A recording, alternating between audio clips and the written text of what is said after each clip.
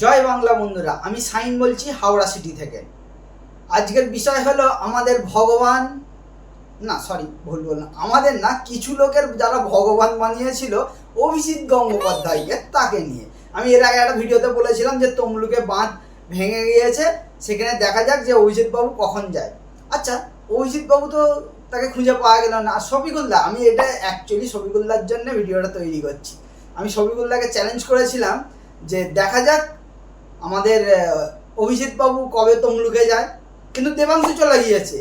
যে অভিজিতের সাথে হেরে গিয়েছিল, যেই দেবাংশু বলেছিল আমার বয়স অল্প, আমি অভিজিতের থেকে বেশি দৌড়াদৌড়ি বেশি ছুটোছুটি করতে পারবো, সেই দেবাংশু চলে গিয়েছে। আর আমাদের অভিজিৎ বাবু, যে ওই চেয়ারটাকেই বেশি ভালোবাসে, চেয়ারটায় বসতে, সেই অভিজিৎ বাবু যায়নি, যাবেও না।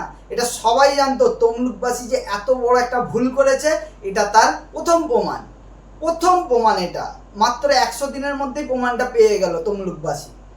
এখন দেখা যাক। আর তার সাথে শুধু তাই নয়, সেখানে যখন হ্যান্ডেলিং মানে জায়গাটাকে দেখভাল করার সমস্ত দায়িত্ব তো শুভেন্দু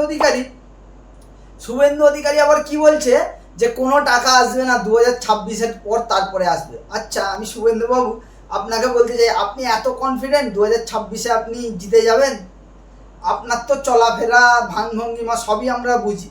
আপনি শুধু ওই চড়াং মড়াং ফড়াং ফড়াং করেন, আগে যে অনুব্রত, আবার অনুব্রত মণ্ডল। আচ্ছা শুভেন্দুবাবু, আমি তো প্রথম থেকে নিয়ে বলি যে আপনি তো তৃণমূলের লোক, আপনি কখনোই বিজেপিতে নয়। আপনি আপনার ওই যে পিছনে যে একটা বলে না আছে, সেইটাকে বাঁচাবার জন্যে আপনি বিজেপিতে গিয়েছেন। এটা সবাই জানে আপনি টাকা নিয়েছেন। এমনকি বিজেপি পার্টি অফিস থেকে নিয়ে সেই ভিডিওটা প্রকাশ করা হয়েছিল।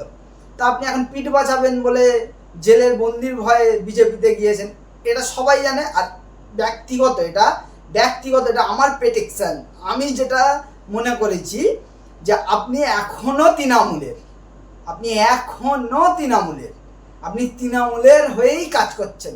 নাহলে একদম সিম্পল, চোখের সামনে দেখতে পাচ্ছি যে আপনি না থাকায় 2019-এ বিজেপি 18টা সিট পেল লোকসভাতে।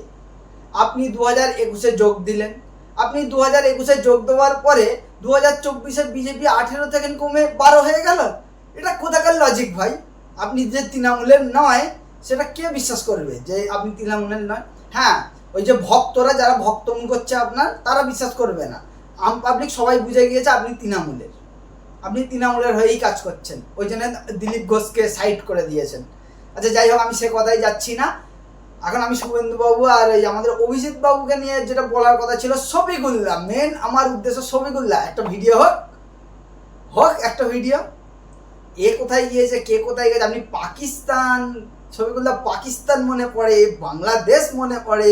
তো দেবাংশু গিয়েছিল, যে হেরে গিয়েছিল সে গিয়ে এমনকি এই কথাও বলেছে যে 7 লক্ষ মানুষ আমাকে ভোট দিয়েছে, তাদের জন্য তো আমাকে আসতেই হবে। আর যে জিতেছে সে ওই চেয়ারটা তার প্রয়োজন ছিল, চেয়ারেই আছে। আর আমাদের বিরোধী দলনেতা শুভেন্দু বাবু, আপনি তৃণমূলের লোক। আমি এখনও বলছি, এর পরেও বলবো, আর বলতেই থাকবো, কারণ আপনি যতদিন থাকবেন তৃণমূলকে এখান থেকে কেউ সরাতে পারবে না। এটা একদম কোট। তৃণমূলকে কেউ পারবে না সরাতে। আপনার মতন বিরোধী দলনেতা যতদিন আপনার মতন বিরোধী দলনেতা থাকবে, ততদিন তৃণমূলকে কেউ সরাতে পারবে না। সবাই ভালো থাকবেন, ধন্যবাদ। আর হ্যাঁ, হাওড়া সিটিকে অবশ্যই সাবস্ক্রাইব করবেন।